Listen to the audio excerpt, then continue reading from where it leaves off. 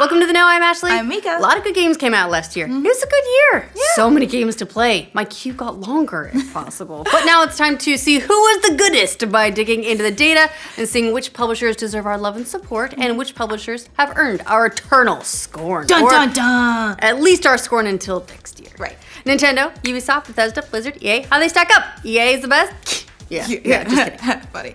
Metacritic has crunched the numbers to create a ranking based on how well games were received critically, because it's not just raw sales data that we look at. And we honestly didn't call the winner here. I did not expect it. Nope. But according to Metacritic, the publisher with the best reviewed games last year was Bethesda. Primarily thanks to Prey, Dishonored, Death of the Outsider, The Evil Within 2, and Wolfenstein II: The New Colossus. Probably mostly that last one. Yeah, that one. The average Metascore for Bethesda was 79.9 across 23 total releases, and its top game was Wolfenstein 2 with a Metascore of 88. Keep in mind the 23 releases includes like all the platforms for everything.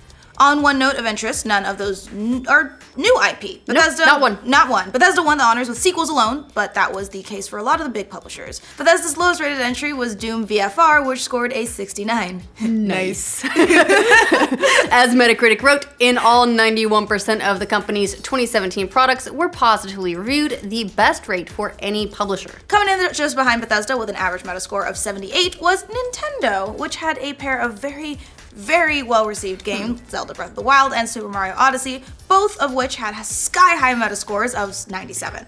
You might have maybe heard of those two games. Maybe in passing. Yeah. And Nintendo's best new IP of the year was Snipperclips, which got an 80. I enjoyed it. I enjoyed Snipperclips. I kind of wish there had been more to it. It wore thin Yes. pretty quick, It but it was a fun sort of proof of concept. Yeah. Of course, not a huge surprise that Nintendo did well. It got a lot of headlines last year for its incredible 2017, which featured not only the launch of the Switch, but also some very highly rated exclusives that include not only Zelda and Mario, but also Mario Kart 8 Deluxe and Splatoon 2. Which just goes to show that a new console doesn't need to be a graphical powerhouse to make good games. You just gotta be able to play it everywhere. As Metacritic put it, Nintendo once again released more distinct titles than any other publisher, while somehow managing to boost its average Metascore and overall ranking above the already admirable figures for the year before. What's a little surprising, though, is that Nintendo didn't take top spot on the podium when their big games were so strong. So strong, Yeah. 97s! But they did have a few bombs, which brought down their overall average. The worst offender was Flip Wars, which earned a paltry 53 on Metacritic. Oh. Haven't heard of it? No. No, not surprising. Even though they published it, they must have known it wasn't going to do them any favors because game kind of got swept under the rug. Yeah. They didn't talk about it. I've never heard of it. Yeah. Still, though, there's always going to be a few clunkers.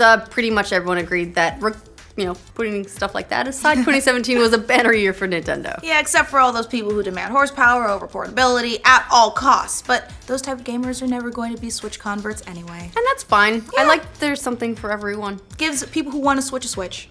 Coming in third was Sega, thanks to the strength of a PC release of Bayonetta and its 90 Metascore. Sonic Mania also did well with an 86 Metascore. Nintendo and Sega both doing well. It's like the 90s are back all over again. Yes, but also no. And, it's not just because someone decided high-waisted pants should come back, even though they really shouldn't. They and now, really shouldn't. Will Smith is doing Instagram stuff, so it's like Fresh Prince of Bel-Air's back. It's great. But so weird. But so weird. The 90s were a weird time. Furbies are back, too. Oh, can we at least bring back parachute pants? I'll take it. I'll take it.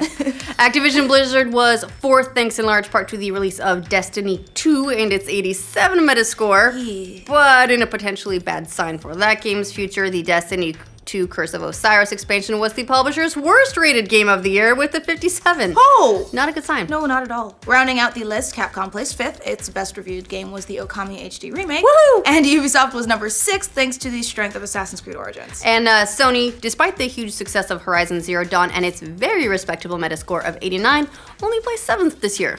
As Metacritic put it, blamed the competition. Sony fell 3 spots in our rankings this year, despite actually boosting its average Metascore by 4 points. Yeah, I mean, I guess that's kind of what happens if you have a company like Nintendo and Bethesda putting a big year in. It forces everyone else to step up the game. Yeah. And keep in mind as well that this is in regards to first party only. There were still a lot of good exclusives, like Persona 5, just not as many actually published by Sony. Right, but the other big news out of this list is EA, because while the publisher was ranked number 1 by Metacritic last year, riding high with games like Titanfall 2, Which was so good! Right, and all of its sports franchises, the publishing giant tumbled way way down.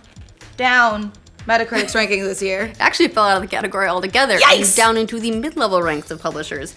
EA placed 5th in the mid-size list behind Nicalis, Paradox, and Devolver. So Wow. it's keeping interesting company this year. Yeah, it's no big surprise why that happened. EA had a super rough 2017 with its implementation of loot boxes, sparking a massive backlash from gamers. Massive. EA's big releases like Star Wars Battlefront 2 got a Metascore of 68, while Need for Speed Payback got an even worse Metascore of 61. Metacritic wrote, EA's Metascore average fell precipitously last year, and the publisher's rate of critically approved games plunged from 79% to just 48%. That's a massive decline. Also, proof of just how much work EA has cut out for them to win back fans, if they even want to. Last year showed they can put out great games. It can be done. Titanfall 2 was a pretty damn good model. So fun. But both critics and gamers seem to agree they went a little too far with the cash grabbing in 2017. By little too far, I mean a lot too far. So far. It's important to note, though, that despite all the controversy and bad reception to Battlefront 2,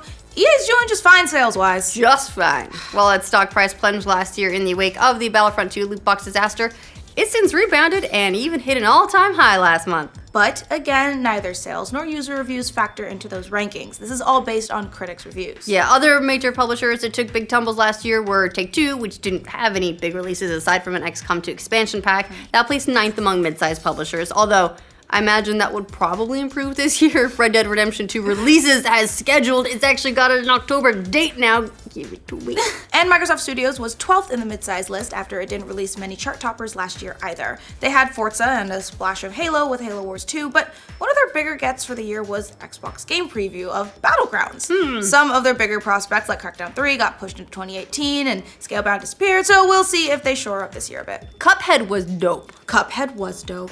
So that's how each of the big publishers ranked for the year, critically speaking.